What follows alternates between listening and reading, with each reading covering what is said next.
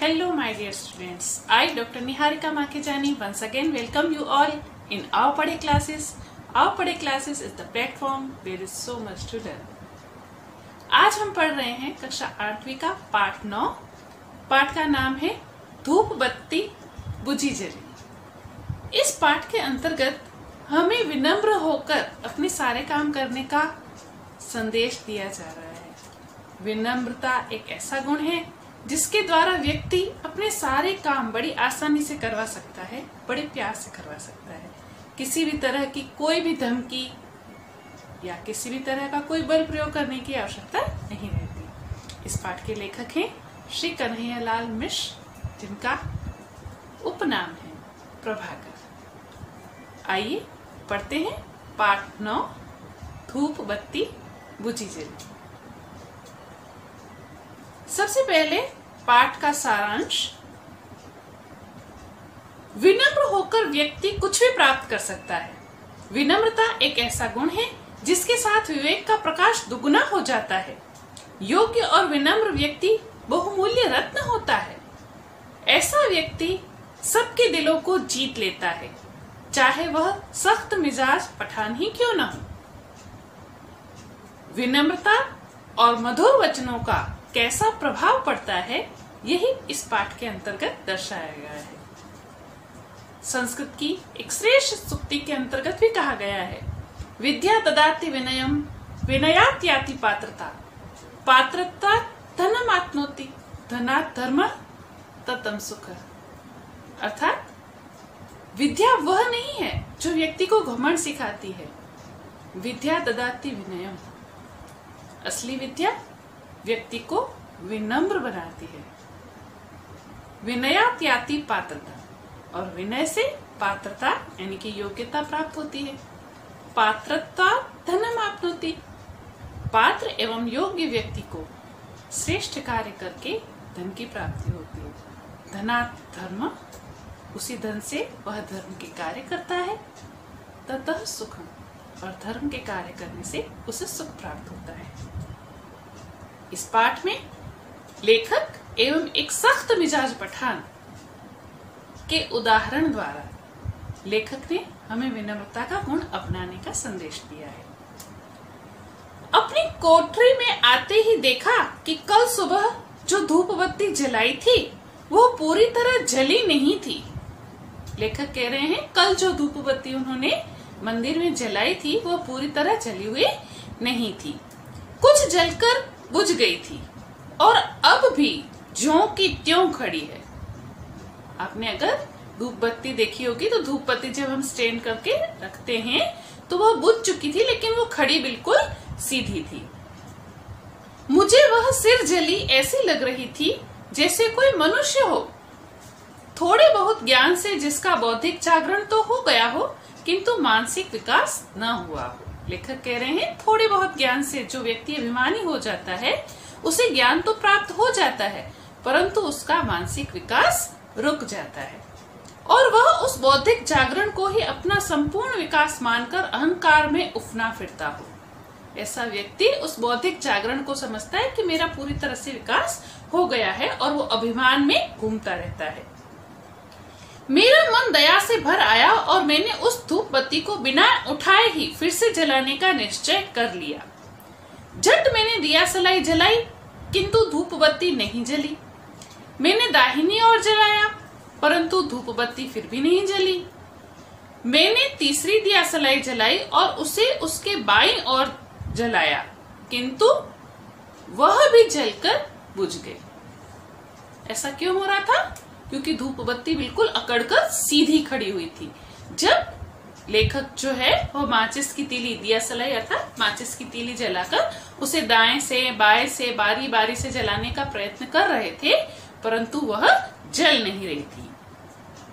धूप बत्ती अब भी बिना जली, पहले जैसे ही सिर जली खड़ी थी। सिर जली यानी ऊपर का हिस्सा, ऊपर का सिरा उसका जला हुआ था और मेरे लिए अब कोई मार्ग नहीं था कि उसे खड़ी रहते जला दूं, यानी उसे खड़ा अकड़ के रखा हुआ था तो वह जल ही नहीं पा रही थी, तो लेखक के पास और कोई उपाय नहीं था। मैंने उसे उसके स्थान से उखाड़ लिया और उसे झुकाकर चौथे दिया सलाई जलाई।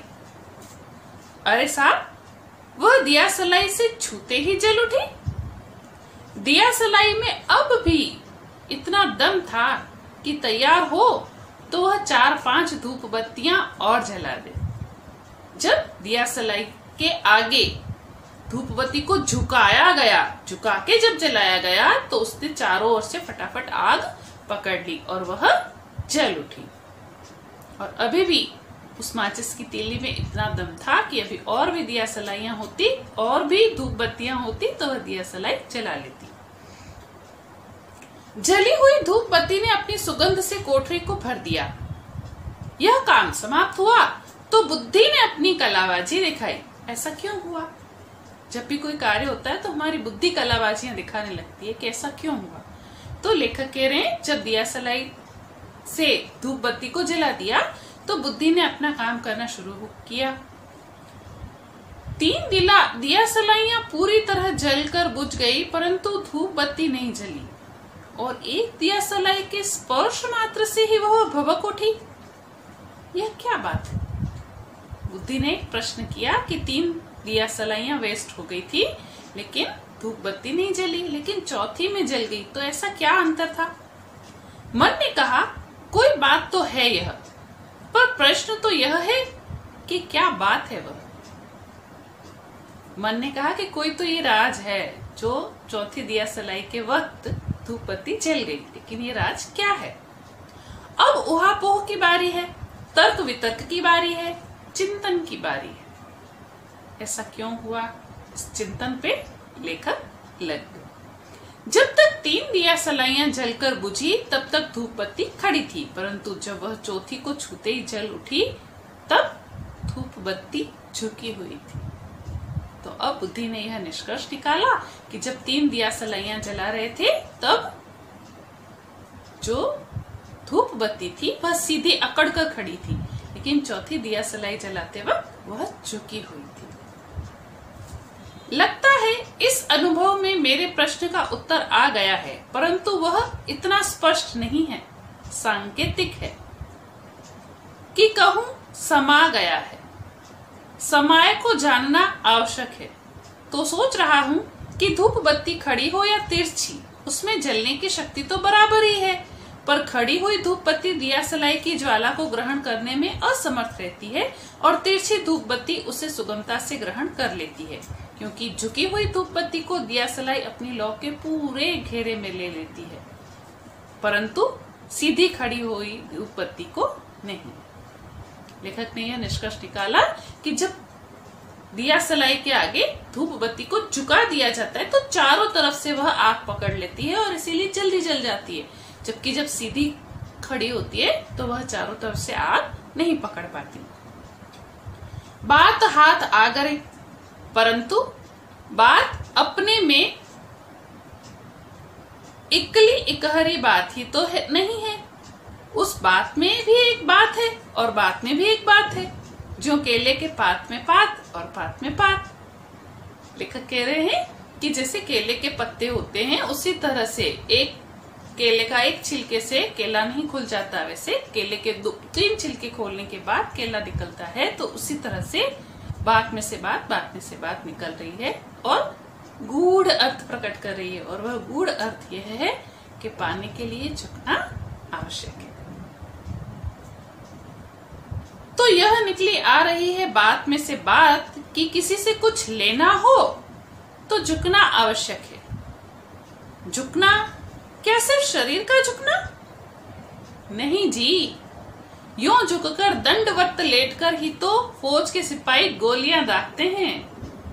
दंडवत लेटकर झुकना नहीं है, मन से झुकना है, क्योंकि सिपाही लोग दंडवत लेटते हैं तो प्रणाम करने के लिए नहीं लेटते, वह दुश्मनों के ऊपर गोलियां चलाने के लिए लेटते हैं। तो झुकना देह का नहीं, भाव का। साफ साफ यूं कि पाने के लिए नम्र होना आवश्यक है।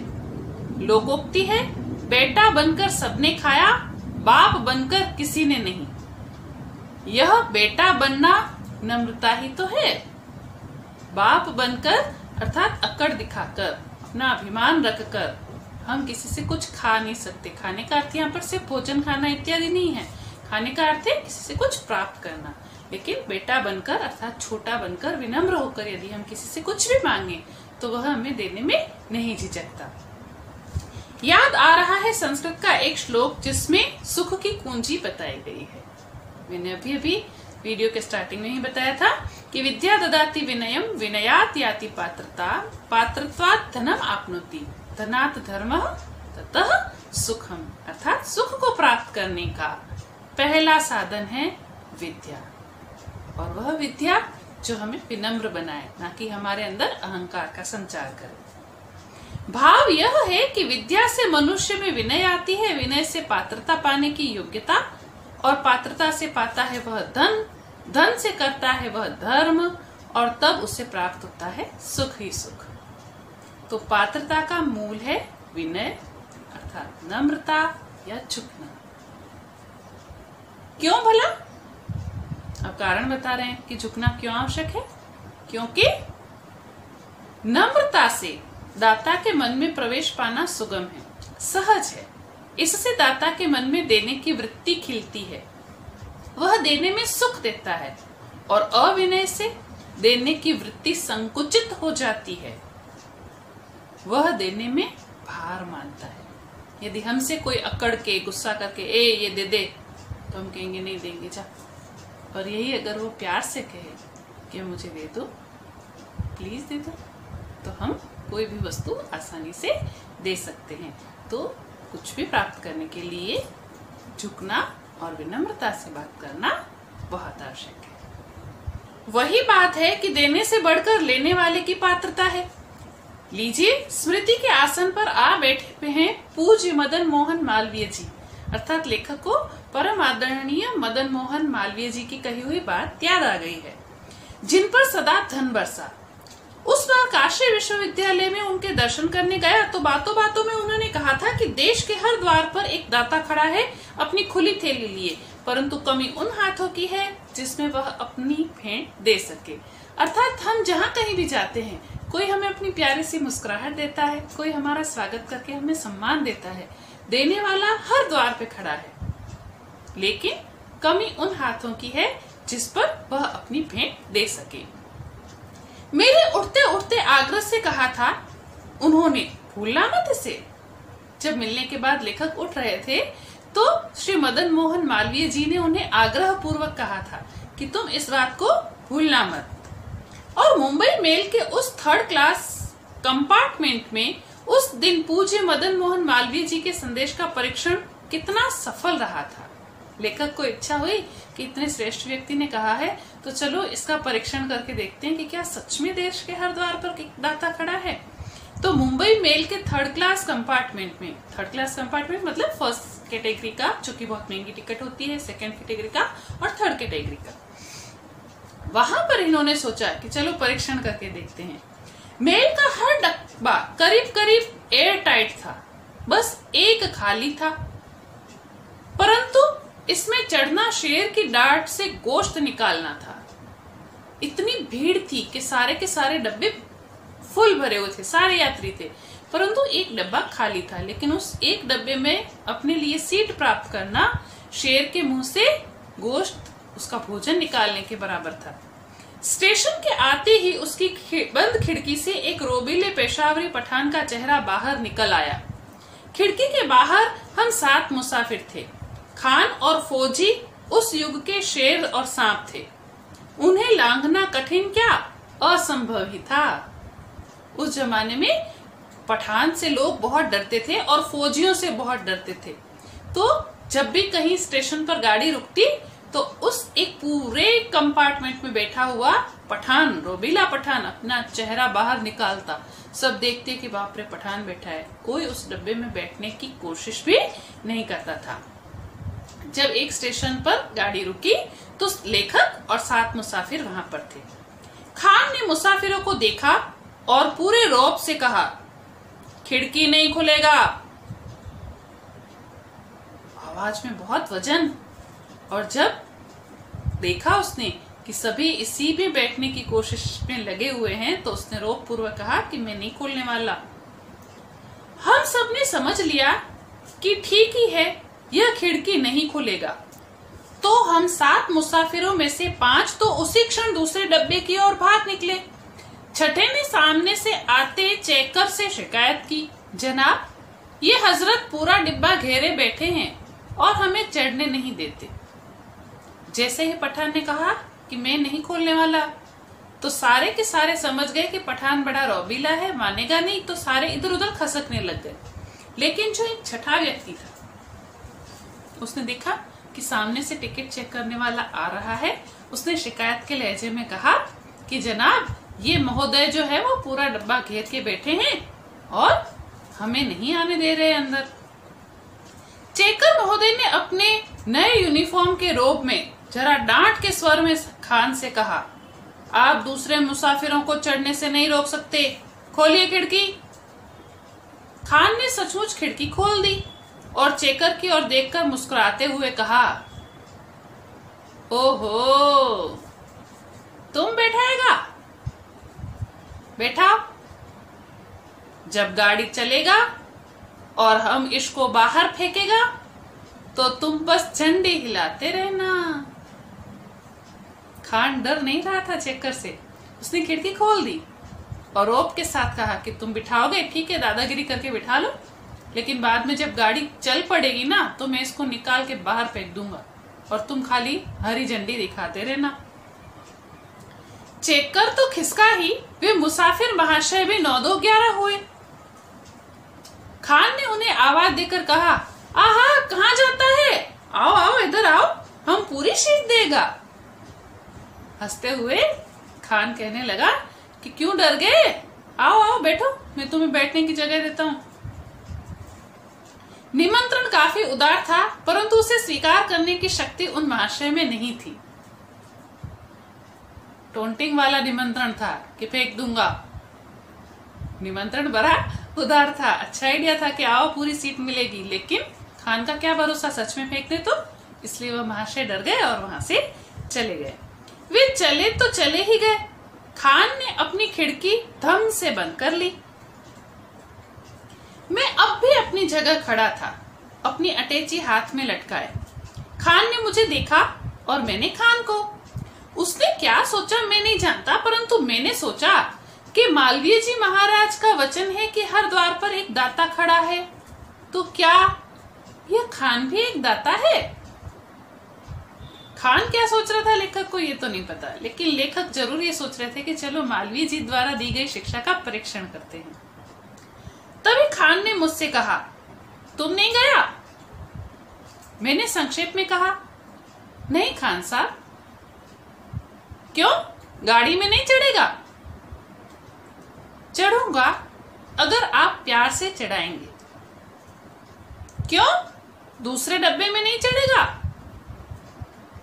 खान साहब, आप एक बहादुर पठान हैं और बहादुर आदमी का दिल बहुत बड़ा होता है।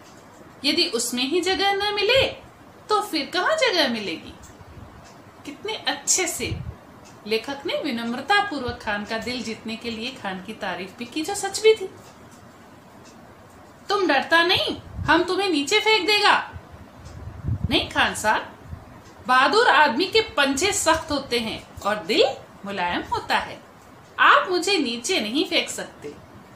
धमकी से नहीं कह रहा है, तारीफ करते हुए लेखक कह रहे हैं कि खान आदमी और बहादुर लोग जो होते हैं उनके पंजे बहुत मजबूत होते हैं, वो मुझे गिराएंगे नहीं और वो मुझे फेंक नहीं सकते।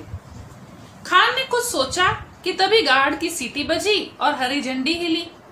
खान ने दरवाजा खोला और मुझे बुलाया। मैं झपट कर दरवाजे पर पहुंचा कि खान ने सहारा देकर मुझे भीतर ले लिया। आखिर खान ने लेखक को बैठने के लिए स्थान दे दिया। 18 आदमियों के बैठने लायक उस छोटे से डिब्बे में खान था, उसकी खूबसूरत बीवी थी और 2 बच्चे थे। सबके बिस्तर बिछे हुए थे जैसे वे पलंग पर ही हों। क्या ठाट बाट से पूरे कंपार्टमेंट को घेर के खान, उनकी बीवी और बच्चे सफर कर रहे थे। मैंने खान की बीवी को सलाम किया और खान को धन्यवाद देकर दूसरी तरफ बैठ गया। कुछ देर बाद धीरे से खान मेरे पास आया और उसने मुझे 2 बहुत बढ़िया सेव खाने के लिए दिए। खाकर मजा आ गया और मैंने सोचा कि मालवीय जी महाराज का वचन सत्य है कि देश के हर द्वार पर एक दाता खड़ा है अपनी खुली थैली लिए, परंतु कमी उन हाथों की है जिसमें वह अपनी भेंट दे सके। विनम्रता पूर्वक लेखक को बैठने के लिए स्थान मिला और खाने के लिए स्वादिष्ट सेब भी मिले। सचमुच यह खान हमें 7 मुसाफिरों में से, जो हमें यमदूत का जीता जाता भूत समझा था, एक दाता ही तो था और उसकी प्यार भरी भेंट मेरे हाथों में थी। परंतु मेरी सनक देखिए कि मैं अब अपने दाता की यानी कि उस खान की कस कर परीक्षा लेने पर तुल गया। 7 मुसाफिर जो खड़े थे उन सब के लिए यह खान किसी यमदूत से कम नहीं था, परंतु फिर भी लेखक ने इतना प्यार से बात की कि इस यमदूत जैसे खान ने लेखक को स्थान भी दिया और खाने के लिए सेब भी दिए। लेकिन इतने से लेखक संतुष्ट नहीं हुए। उन्होंने सोचा चलो थोड़ी सी और परीक्षा लेते हैं, खान की शक्ति को और कम करते हैं।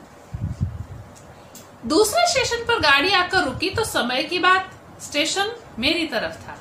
खान की तरह मैं खिड़की से बाहर झुक गया। 3 मुसाफिर थे, 2 जवान, 1 बूढ़ा। बिना खान की तरफ देखे मैंने जोर से कहा, बूढ़े बाबा, यह खान साहब का डिब्बा है। उन्होंने मुझे मेहरबानी करके बैठने की जगह दे दी है। वह जगह मैं तुम्हें दे दूंगा और खुद खड़ा रहूंगा। तुम भीतर आ जाओ। अब की बार जिस तरफ लेखक बैठे हुए थे उस तरफ स्टेशन पड़ रहा था। कभी स्टेशन इस तरफ, कभी स्टेशन इस तरफ, इस तरह पड़ता है। आपने रेलगाड़ी में सफर किया होगा तो देखा होगा। तो लेखक ने थोड़ा सा ओवर स्मार्ट होकर 3 मुसाफिरों में से बूढ़े बाबा को कहा कि मैं अपनी जगह तुम्हें दे दूंगा और खुद खड़ा हो जाऊंगा। खान से पूछा भी नहीं।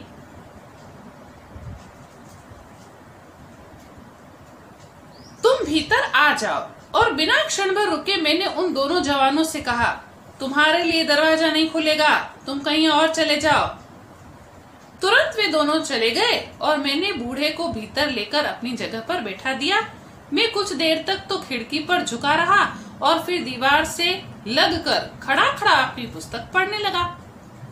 कोई 20 मिनट बाद खान ने पूछा, तुम क्यों खड़ा है मेरे भाई? सरलता से मैंने कहा, खान साहब, आपने मेहरबानी करके जो जगह मुझे दी थी वह मैंने बूढ़े बाबा को दे दी, लेकिन मुझे कोई दिक्कत नहीं है, आप आराम से लेटिए। खान ने बिना अपनी गंभीरता भंग किए कहा, नहीं, तुम भी बैठो। खान को धन्यवाद देकर मैं बैठ गया। लेखक देखो ईमानदारी दिखा रहे हैं। खाली जगह है लेकिन वे भी स्वयं खड़े खड़े सफर कर रहे हैं कि देखता हूँ इस खान को मुझ पे दया आती है या नहीं। और खान को दया आ जाती है, वह लेखक को बैठने के लिए स्थान दे देता है। दूसरे स्टेशन पर गाड़ी ठहरी तो मैंने एक स्त्री और उसके बालक को अपनी जगह पर बिठा दिया और स्वयं खड़ा हो गया। कुछ देर बाद खान की बीवी ने खान के कान में कुछ कहा और खान ने मुझे फिर बैठा दिया। दूसरी बार फिर गाड़ी रुकी और फिर लेखक ने दाता की परीक्षा लेने के हिसाब से एक औरत और उसके बच्चे को बिठा दिया अपनी जगह पर और स्वयं खड़े हो गए। और इस बार भी खान की बीवी के आग्रह पर खान ने लेखक को पुनः बैठा दिया। अब दोपहर हो गई थी। सोने के लिए करवट लेते लेते खान ने मुझसे कहा, तुम चाहेगा तो किसी को बैठाएगा, पर तुम खुद जरूर बैठेगा। हम सोता है। और खान जब सोकर उठा तो हम 12 थे। लेखक ने एक के बाद एक करके सबको बैठने के लिए स्थान दिया और खुद भी बैठे। कंपार्टमेंट में 12 लोग हो गए। खान देखकर हंसा और बोला, सरकार तुमको रोज बॉम्बे मेल में रखे तो बहुत मुसाफिरों का आराम होगा। खान को लगा कि बड़े दयालु हैं, अगर बॉम्बे मेल में इस तरह से सबको बैठने के लिए स्थान मिल जाए तो कहना ही क्या, लोगों का भला हो जाएगा। तो लेखक भी कहाँ चुप रहने वाले थे। मैंने कहा, पर खान साहब आपको भी मेरे साथ रहना पड़ेगा, नहीं तो मुझे खाली डब्बा कहाँ मिलेगा। खान और उसकी पत्नी इतने जोर से हंसे कि मजा ही आ गया। खड़ूस सा दिखने वाला खान लेखक की बात पर हंस पड़ा। शाम को 7 बजे मैं अपने स्टेशन पर उतरा तो खान ने मुझसे हाथ मिलाया और उसकी बीवी ने मुझसे पहले मुझे सलाम किया। विनम्रता पूर्वक बात करने का परिणाम देखिए। खान ने स्वयं हाथ मिलाया और उसकी बीवी ने लेखक को पहले सलाम किया। खान की शक्ति क्यों छूमंतर हो गई थी? खान देने को क्यों उतावला हो उठा था? मेरी सफलता का रहस्य क्या था? धूप बत्ती 3 दिया सलाइयों में क्यों नहीं जली? चौथी दिया सलाई के छूते ही वो क्यों जल उठी? इन सारे प्रश्नों का उत्तर है विनम्रता, झुकना। देख रहा हूं धूप बत्ती जमजम जल रही है और मेरी कोठरी उसकी भीनी भीनी सुगंध से भरी है। सोच रहा हूं यह पहली दिया सलाई में जल जाती तो यह बात के पीछे बात और बात में छिपी बात मैं कैसे जान पाता? लेखक कह रहे हैं कि हर कार्य के पीछे एक कारण अवश्य होता है। खान का गुच्छा छूमंतर हो गया, इसके पीछे भी एक कारण है। और बात बात पे बात याद आई तो निष्कर्ष लेखक ने यह निकाला कि कुछ पाने के लिए विनम्र होना आवश्यक है। मैं आशा करती हूँ कि मेरे सभी बच्चे विनम्रता के इस संदेश को अपने जीवन में अपनाएंगे, अपने से बड़ों के आगे विनम्र रहेंगे, छोटों को प्यार से समझाएंगे और अपने जीवन पथ पर निरंतर आगे बढ़ेंगे, अपने लक्ष्य को प्राप्त करेंगे और भारत के श्रेष्ठ नागरिक के रूप में पहचाने जाएंगे। मैं आशा करती हूँ आपको ये वीडियो पसंद आएगा। यदि आपको ये पसंद आए तो इसे लाइक कीजिए, शेयर कीजिए और आप पढ़े को अवश्य सब्सक्राइब कीजिए। बहुत बहुत